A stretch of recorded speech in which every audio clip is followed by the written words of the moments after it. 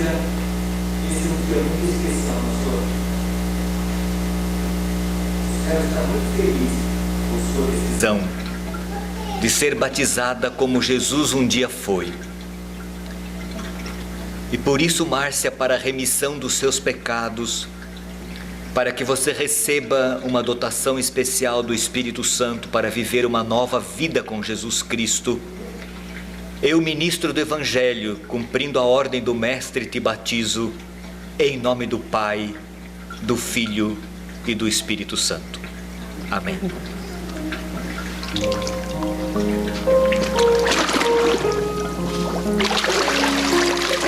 Que Deus te abençoe, que você seja sempre fiel e com a sua sabedoria você possa ganhar o seu marido para Jesus, seu genro, seus netinhos, tá bom? Faça na sua família o que sua avó fez por você.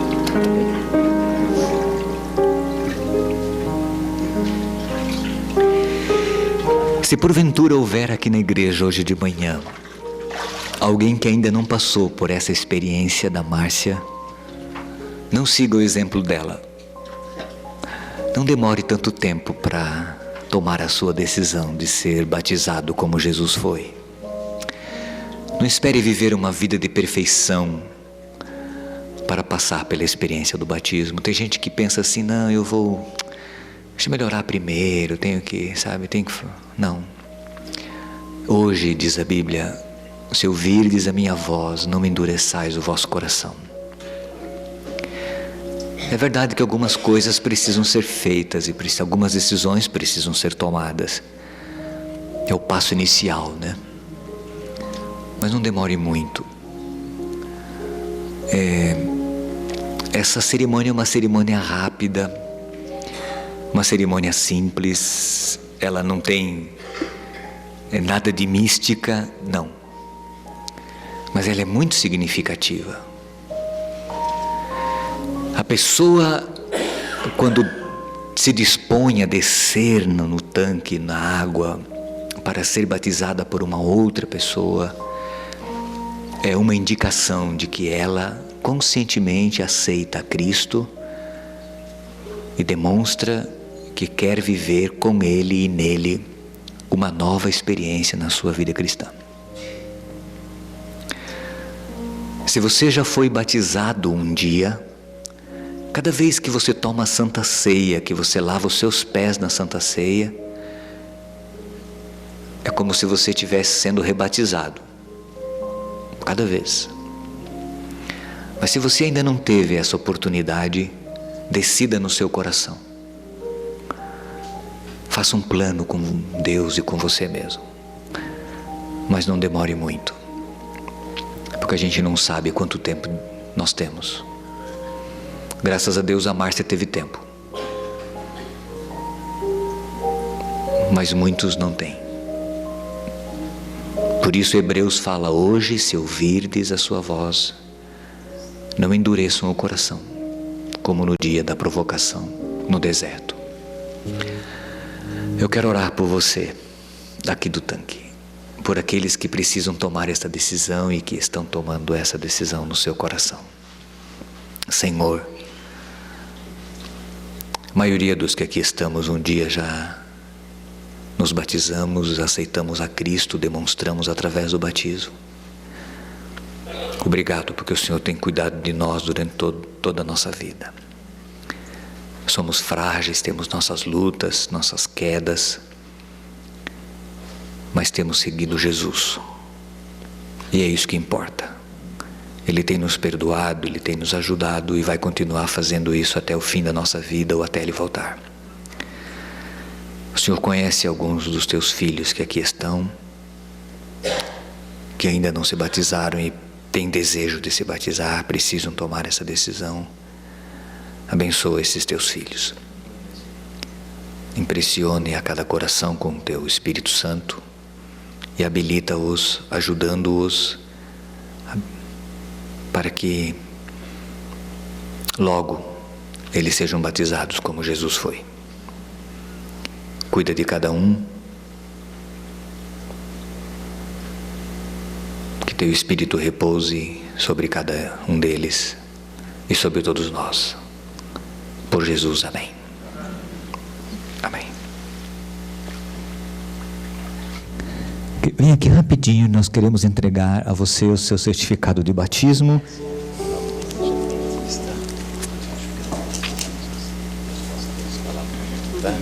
E onde você se encontrar,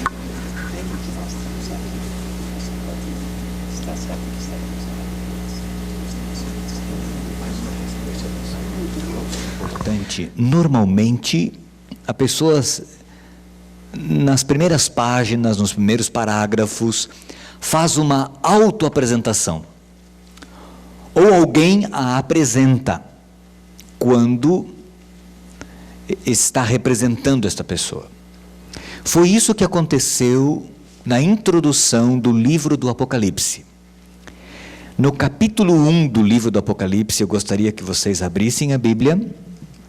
No capítulo 1 do livro do Apocalipse, existe uma das apresentações mais lindas acerca de Deus que nós encontramos na Bíblia.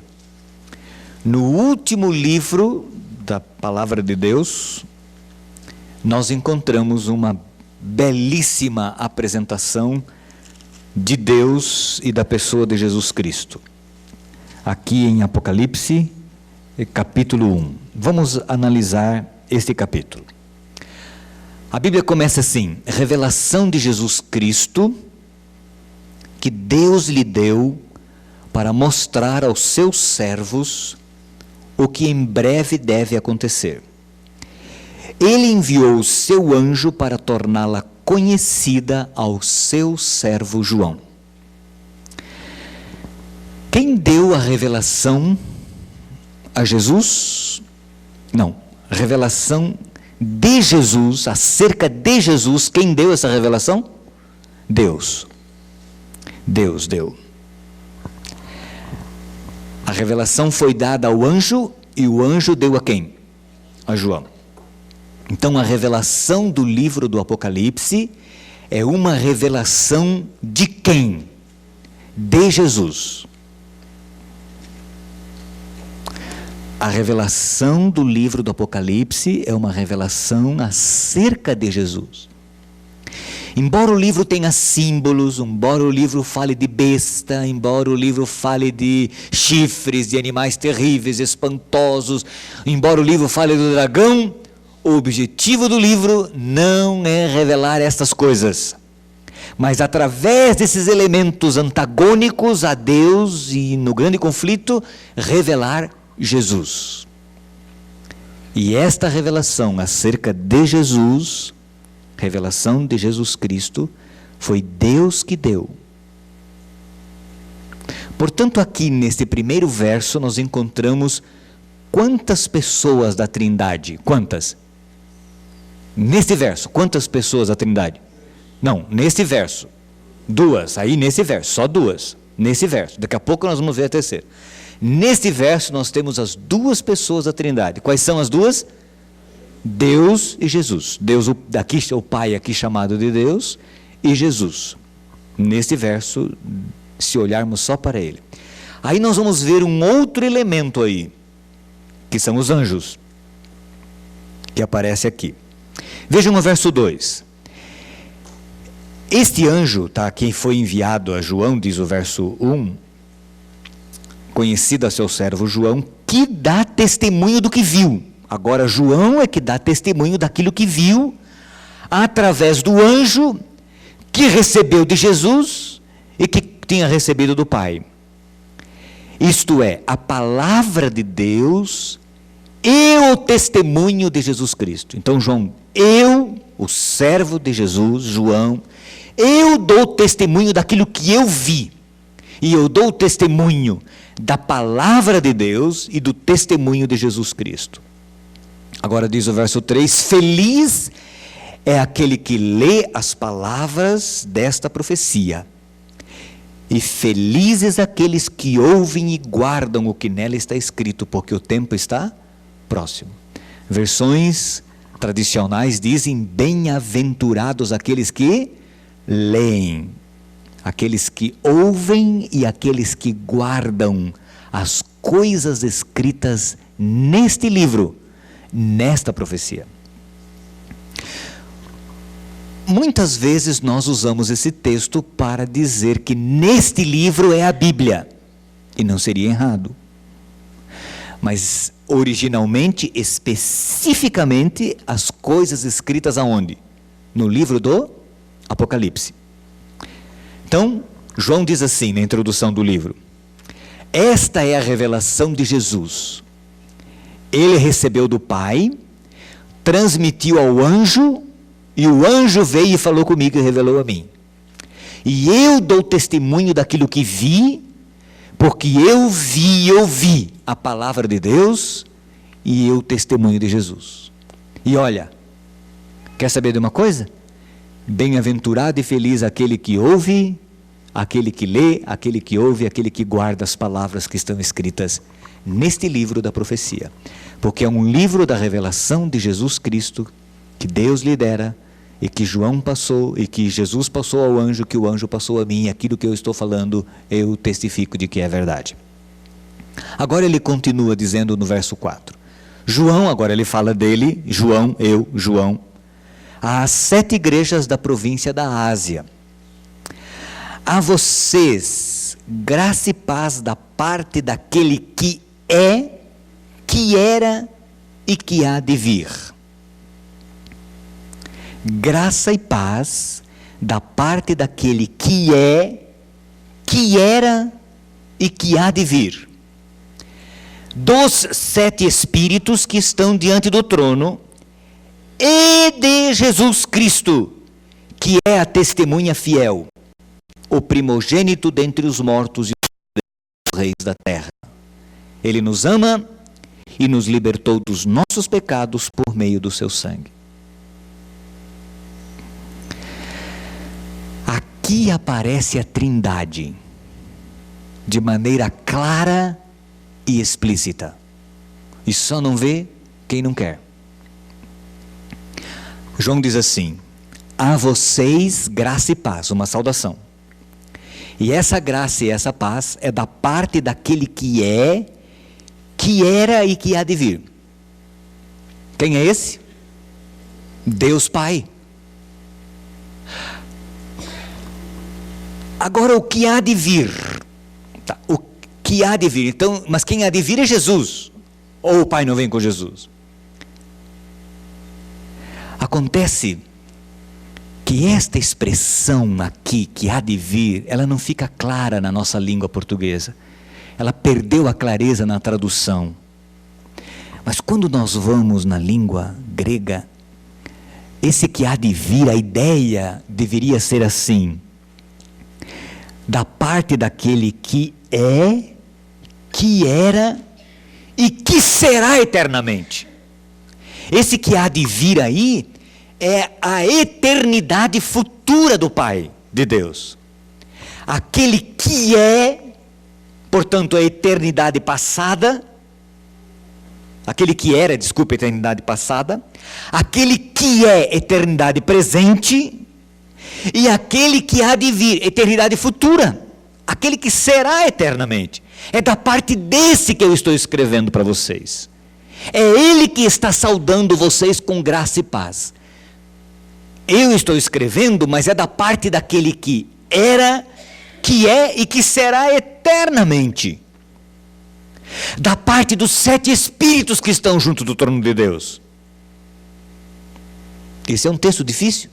Por que 7 espíritos? Não é um Espírito Santo? Por que 7 espíritos? É uma compreensão complexa disso aí. E as ideias, a mais aceita das ideias é que talvez seria em função das cartas que estavam sendo escritas. Porque as cartas são 7. E em cada uma das cartas existe a manifestação do Espírito de forma diferente, porque a cada carta termina assim. Veja só, se você for olhar cada carta, o Espírito diz, o Espírito convida. Quem ouve vem, entendeu? O Espírito, é o Espírito que dirige-se a uma das cartas. A cada uma das cartas. Então, os 7 espíritos que estão diante do trono de Deus, Os estudiosos creem que a maneira como o Espírito se revelou neste momento histórico foi em função das igrejas às quais as cartas eram dirigidas. E o ministério que o Espírito exerceria em cada uma dessas igrejas. Mas é a pessoa do Espírito Santo. E depois João diz, e de Jesus Cristo. Aqui está a Trindade. Eu estou escrevendo a vocês da parte do Pai, daquele que era, que é e que há de vir e que será eternamente, esta é a ideia. Da parte dos 7 Espíritos que estão diante do trono de Deus e da parte de Jesus Cristo. Alguns comentaristas dizem que este que é, que era e que há de vir é Jesus. Daqui a pouco nós vamos ver Jesus recebendo a mesma designação, porque ele é tanto Deus quanto o Pai, mas aqui, nesse lugar, nesse verso, isso se refere ao Pai. Então aqui está a Trindade, o Pai, o Espírito e Jesus. E agora João explica quem é Jesus. Quem é Jesus? Primeiro, ele é a testemunha fiel. Por que testemunha fiel? Jesus veio a esta terra testemunhar acerca do Pai, e ele foi uma fiel testemunha, não uma testemunha falsa. Ele cumpriu com fidelidade o seu papel de testemunha do Pai. Quem mais é ele? Ele é o primogênito dentre os mortos. Primogênito dentre os mortos. Por que primogênito dentre os mortos? A palavra grega traduzida por primogênito dá a ideia de qualidade. Embora Jesus não tenha sido o primeiro a morrer, literalmente, Jesus foi o primeiro a morrer empiricamente. Quando foi? Jesus é o cordeiro morto desde quando? Desde a fundação do mundo.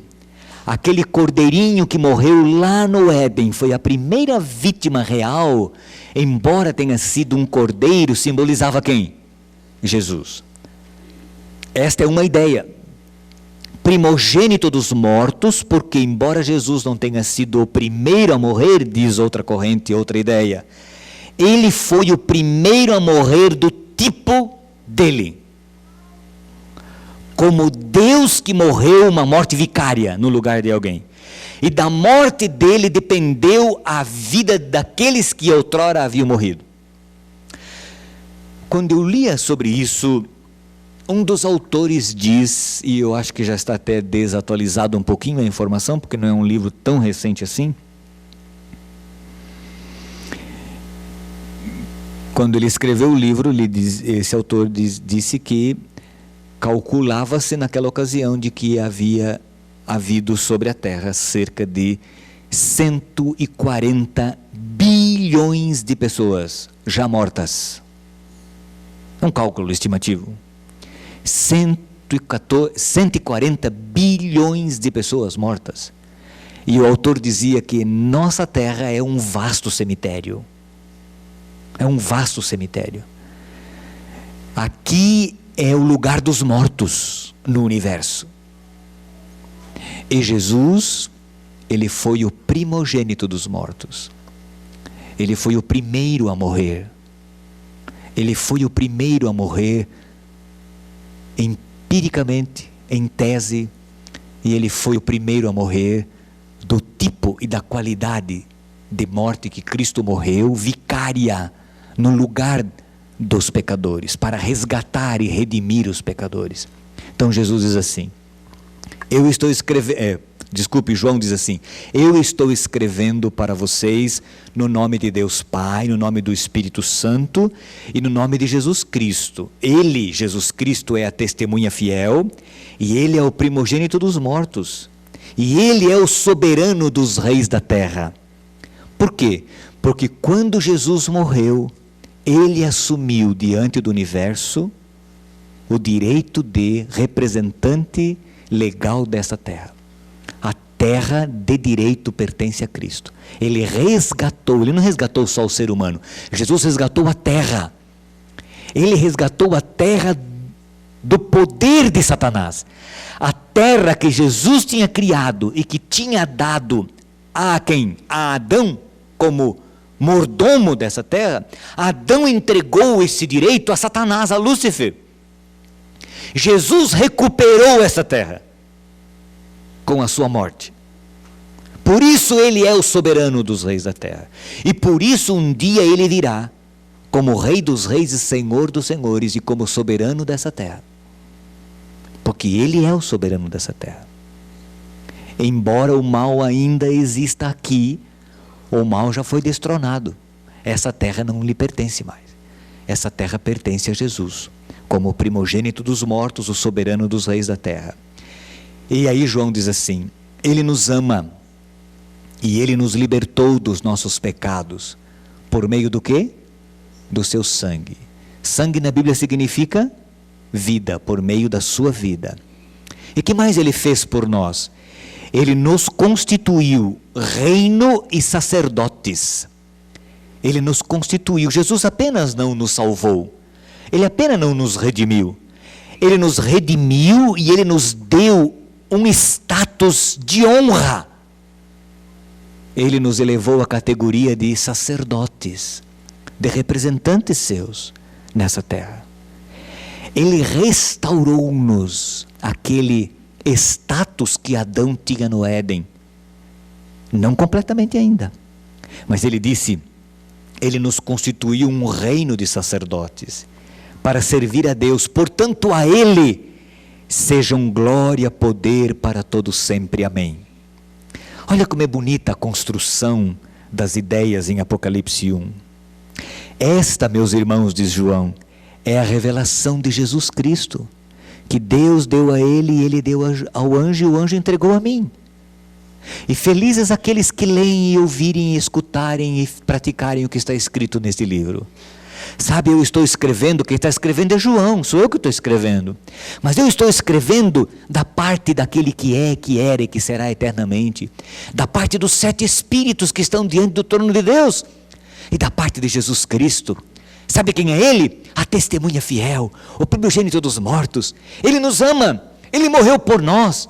E não só morreu, não só deu a sua vida por nós, mas Ele nos fez uma nação santa, um reino real, um sacerdócio real. É por parte dEle. E a Ele sejam dadas honras, glórias e ação de graças. E João termina essa parte dizendo amém. Assim seja. Agora ele diz assim, só que tem um detalhe. Ele vem, ele diz no verso 7. Ele vem. Ele vem, esse testemunha fiel, esse que nos ama, esse que deu a sua vida por nós, este que é o primogênito dos mortos, ele vem, e ele vem com as nuvens, e todo olho verá. Ele não vai vir escondido, como ando dizendo por aí, como deixados para trás, aquela grande novela, aquele grande conto religioso diz. Não, ele virá com as nuvens, todo olho o verá, até aqueles que o transpassaram, até aqueles que o humilharam, até aqueles que zombaram dele, até aqueles que o ridicularizaram, estes o verão vindo nas nuvens dos céus, estes o verão. Sabe por quê? Porque eles vão ressuscitar numa ressurreição especial que está lá em Daniel capítulo 12, lá em Daniel capítulo 12 existe uma ressurreição especial. E todo adventista conhece isto. Existe uma ressurreição especial. Existe a ressurreição dos justos quando Jesus voltar. Quando Jesus já estiver nas nuvens, ele vai chamar os seus filhos. Despertai, despertai, vós que dormis no pó. E os filhos de Deus, mortos de todas as eras, vão sair dos sepulcros. E irão ao encontro do Senhor nos ares. Mas antes, quando Jesus estiver para vir, um pouquinho antes, todos aqueles que transpassaram Jesus, que ridicularizaram dele, vão ressuscitar, para vê-lo voltando nas nuvens dos céus. E vão morrer de novo. E depois vão ressuscitar na segunda ressurreição, na destruição final depois do milênio. Mas eles vão ressuscitar. E sabe quem vai ressuscitar com eles? Sabe quem também? Os mais acérrimos inimigos da verdade de todos os tempos, diz o livro Grande Conflito, também irão ressuscitar nessa ressurreição, para ouvir e ver Jesus voltando nas nuvens dos céus. Aquele Jesus que eles escarneceram, aquele Jesus que eles zombaram, aquele Jesus de quem disseram: salva-te a ti mesmo, desça da cruz, tu não era o Cristo, desça, faça um milagre para crermos em ti. Aqueles algozes de Jesus vão ressuscitar. E aqueles acérrimos inimigos da verdade de todos os tempos, que foram inimigos da causa de Deus nessa terra, vão ressuscitar. Mas sabe também quem vai ressuscitar nessa ressurreição?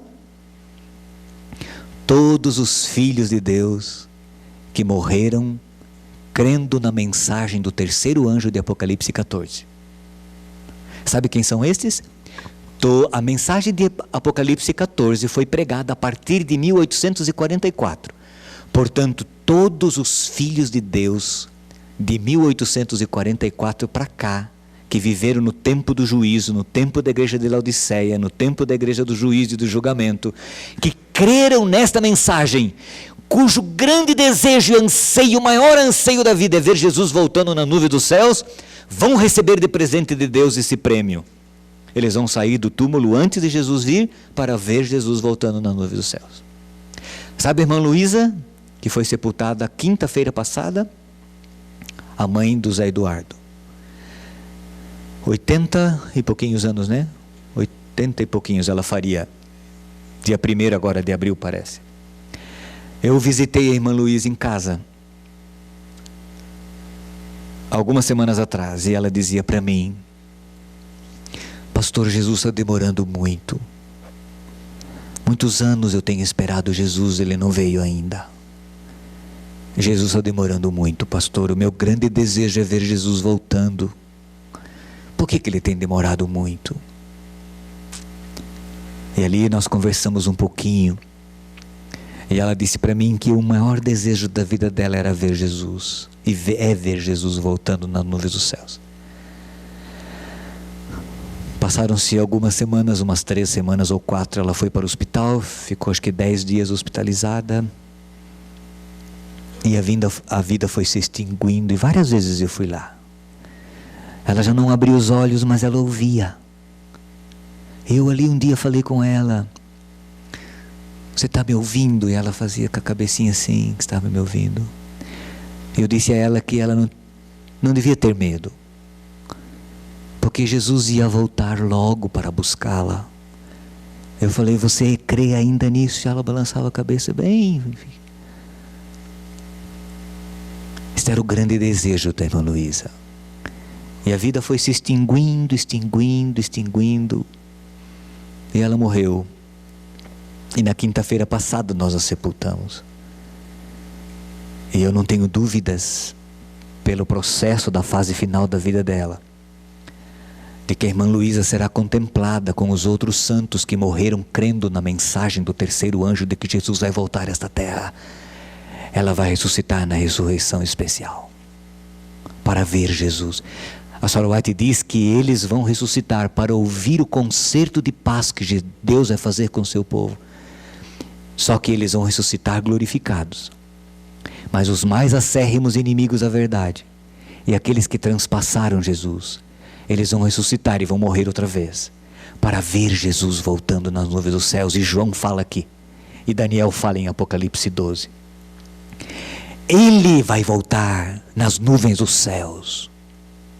Ele vai vir, e a todo olho o verá. Todo olho o verá. Todos o verão. Não tem esse negócio de vinda secreta de Jesus. Há um grupo de religiosos que dizem que Jesus veio secretamente em 1914. Depois eles inventaram uma outra data para a volta de Cristo, secreta, que ninguém viu. E agora andam dizendo que Jesus virá secretamente, vai arrebatar a igreja, vai sumir gente daqui, dali, de acolá, e eles vão sumir e tchum, vão sumir para os céus. E essa é a segunda vinda de Cristo, que ninguém vai ver, é secreta. Vai ficar somente a roupa, o sapato do povo aí. E tem até alguns adesivos em alguns carros. Esse carro poderá ficar desgovernado a qualquer momento, a qualquer hora. Já viram isso? Já viram? Está aí, muitos adesivos. E tem até um filme, Hollywood fez um filme. Gastou mais de $100 mil para produzir esse filme. Não, 17 milhões de dólares, isso. 17 milhões de dólares, eu li essa semana. Em torno, um pouquinho mais. para fazer esse filme.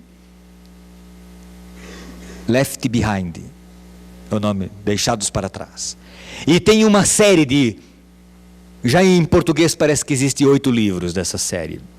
Porque eles creem que Jesus vai vir escondido, vai levar os seus filhos, vai arrebatar a igreja, aí vai ficar 7 anos nessa terra. E nesses 7 anos o anticristo vai reinar. Vai ser lá em Jerusalém, é uma fantasia religiosa. Quando João é claro e é explícito quando ele diz, Jesus vai voltar e todo olho verá. E ele diz assim, todo olho verá para vocês se espantarem, até aqueles que o mataram. Ele diz aqui, e todos os povos da terra se lamentarão por causa dele. Assim será. E ele diz amém. Agora ele diz assim, eu sou o Alfa e o Ômega, diz o Senhor Deus, é Deus o Pai que está falando. João está falando no nome do Deus o Pai.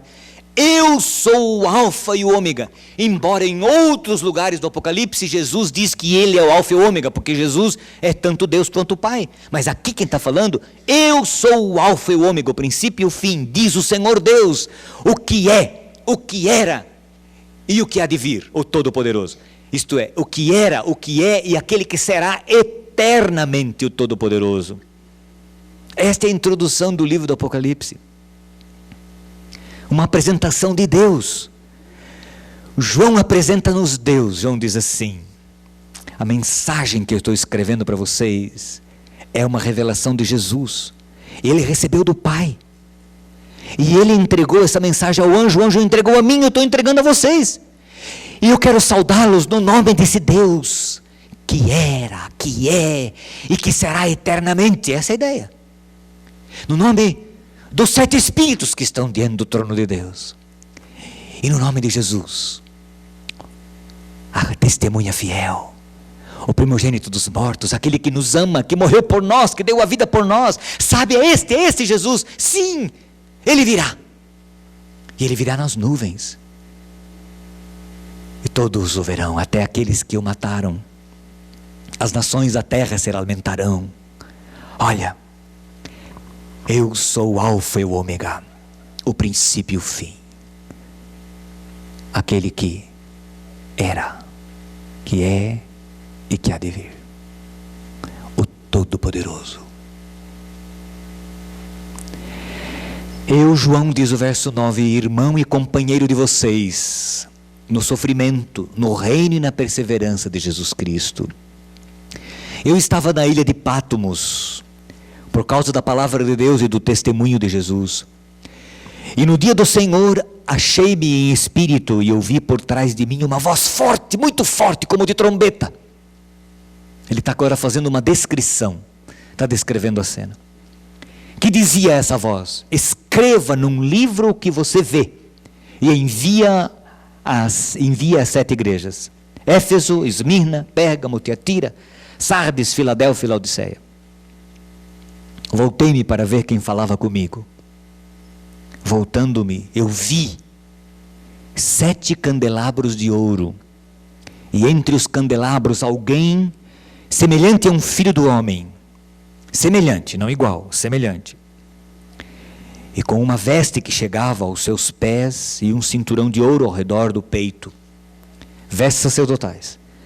Sua cabeça e seus cabelos eram brancos como a lã, tão brancos quanto a neve, e seus olhos eram como chamas de fogo. Eram como, parecido. João tem dificuldade de descrever, então ele usa analogias. Parece. Você já experimentou uma comida que você nunca comeu e alguém pergunta que gosto tem? Aí você fala assim, não sei, parece, sei lá, parece abóbora com abacaxi, ou se for um doce, parece, sabe, entendeu? Você tenta identificar, parece, mas não é, mas parece. Então ele diz, parece o Filho do Homem, parece olhos de fogo, parece, de difícil descrição, é um ser que ele está vendo. Cabeça parece neve, parece branca como lã, como neve, como lã, como neve.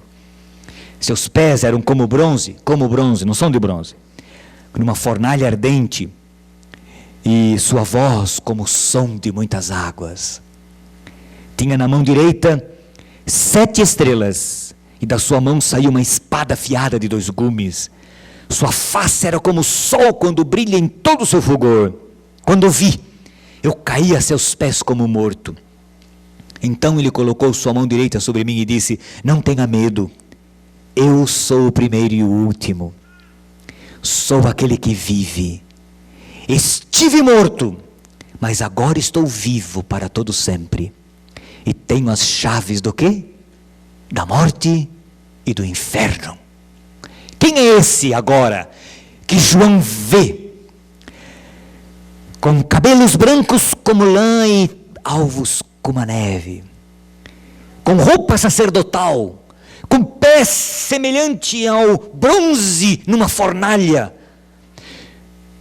Com uma voz como de muitas águas. Estou vivo. E ele diz assim: e eu vivo para quanto tempo? Para todo sempre.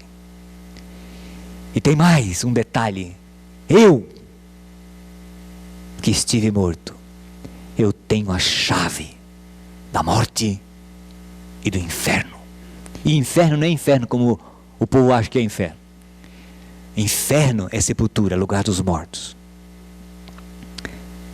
Eu tenho a chave da morte e da sepultura. Porque eu estive morto, mas agora eu vivo. Eu sou o primeiro e o último. Que apresentação fantástica do nosso Deus. Aquele que era, que é e que será eternamente. Aquele que é o alfa e o ômega, aquele que é o todo-poderoso. Aquele que nos ama, aquele que é o primogênito dos mortos. Aquele que vive, aquele que virá com as nuvens dos céus. Este é o nosso Deus. O nosso Deus trino, cada qual exercendo uma função relacionado com o ser humano. E agora termina a introdução do livro do Apocalipse.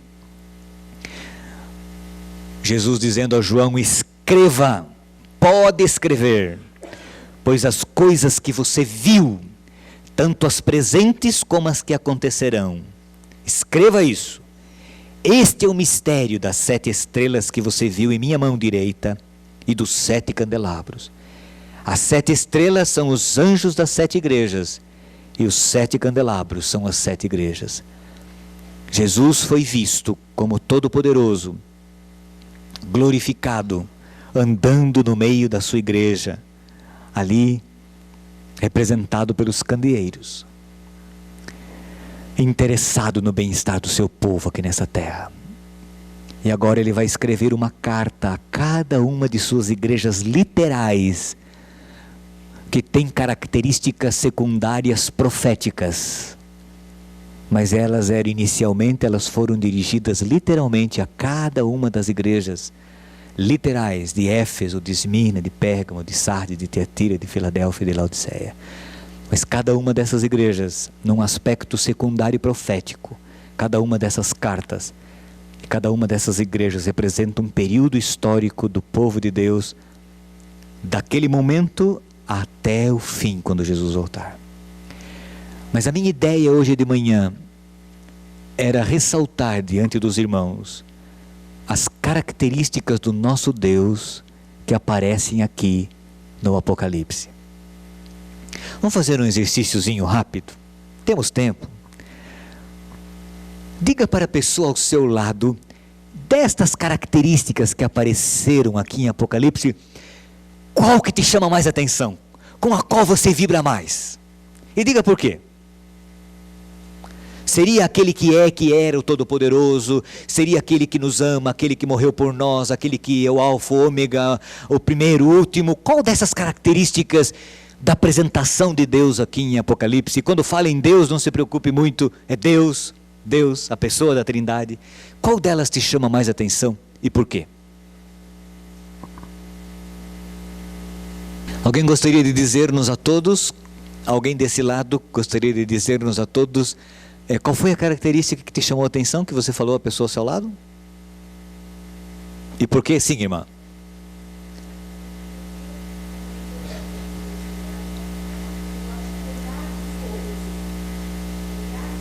O olhar de fogo te chama a atenção.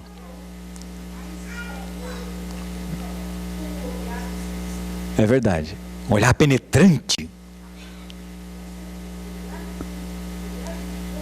Te chama a atenção. É verdade. É verdade. Mas você não fica com medo dele não, né? Você fica com medo dele? Não, tá bom. Não é para ficar com medo dele. Mais alguém aqui desse lado? Sim. O que você? O fato dele ter domínio sobre a morte, que só ele tem. Único. Único, fantástico, né? O domínio que Deus tem sobre a morte, as chaves da morte e do inferno, que coisa linda, né? Porque a morte é o nosso grande inimigo, né? Que coisa triste a morte. Fala, Beth. Você consegue falar sem microfone bem alto para eles, né?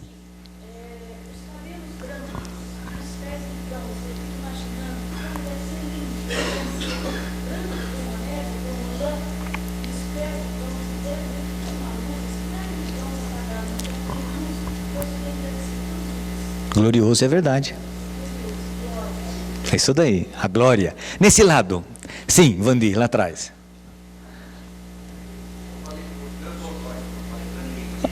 Por quê? Uhum.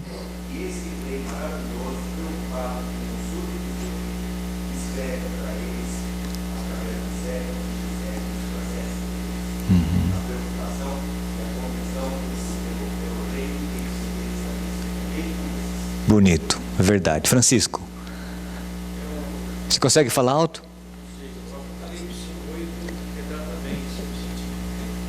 Eu sou o Alfa e o Ômega, diz o Senhor Deus, o que é, o que era e o que há de vir, o Todo-Poderoso. Isso é uma coisa que nós não temos como entender, porque nós temos dimensões definidas. Sim. Isso aqui é uma dimensão. Extrapola qualquer dimensão. É verdade. É isso mesmo. Você quer falar? É bom você falar aqui no microfone. O que te chamou a atenção dessas características de Jesus aqui no Apocalipse 1? Quando Jesus morreu e ressurgiu. É verdade. Morreu e ressurgiu e trouxe consigo as chaves da morte e do inferno. Ele não foi só lá, ele trouxe a chave. E isso é legal, porque ele trouxe a chave. Porque ele podia ter morrido e não podia ter resolvido nada. Mas ele trouxe a chave. Alguém mais gostaria de falar? Sim. Cabelos brancos. Sim.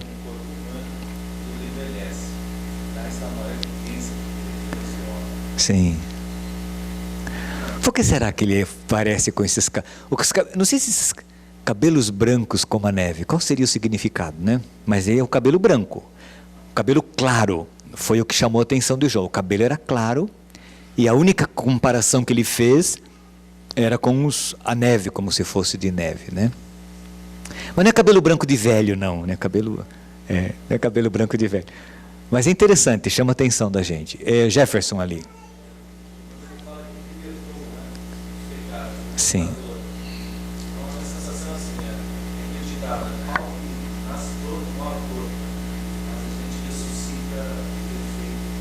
É verdade. Sim, irmão.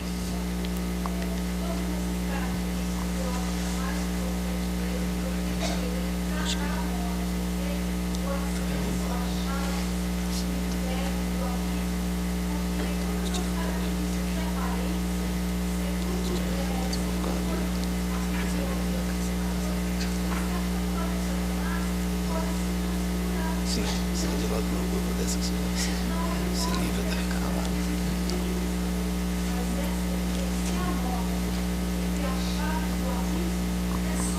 Só Jesus. Só Jesus. Deixa eu fazer uma pergunta, irmãos. O que a gente faz com Deus desse? Diga para mim. O que a gente faz com Deus desse? Diga para mim, pensa um pouquinho. O que a gente faz por um Deus desse? Diga para mim. Adora, reverencia, se curva. Sabe uma irmãzinha humilde aqui de Vila Nova, estava pregando esses dias lá, ela falou assim, de repente ela me levantou a mão e falou assim: ai pastor, eu tenho vontade de dar um abraço em Jesus, um abraço, mas quero beijar tanto Jesus quando eu me encontrar com ele no céu. Ela falou assim, sabe? Aquela sinceridade, mas é isso mesmo. O que a gente faz com Deus desse? Com Deus que nos ama, que deu a sua vida por nós, um Deus que desceu no reino do demônio, que sofreu na mão do capeta sem vergonha, que desceu no inferno, foi lá e veio vitorioso de lá, certo? Levando as marcas dessa luta, e subiu ao céu e está lá com vestes sacerdotais, intercedendo para nós, e como disse o Vandir, ainda teve a preocupação de escrever uma carta para a gente, para nos orientar, para nos admoestar, que está aí investindo em nós. O que a gente faz com um Deus desse? Não temos que amar um Deus desse? Não temos que servir um Deus desse? Não temos que ser fiéis a um Deus desse? Por que nós somos tão sem vergonha, irmãos? Diga para mim, responda para mim. Por que nós somos tão sem vergonhas? Por que nós somos tão tardos para crer, tão lerdos para colocar em prática o plano de Deus na nossa vida? Ó, que o Senhor tenha misericórdia de nós. Sim, doutor.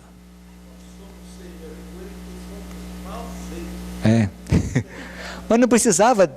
Mas Deus pode consertar tudo isso. É que a gente não quer ser consertado. Esse que é o problema. Irmãos, que Deus tenha misericórdia de todos nós e faça com que nós amemos esse nosso Deus de coração, de alma, de força, de espírito e de tudo. Amém?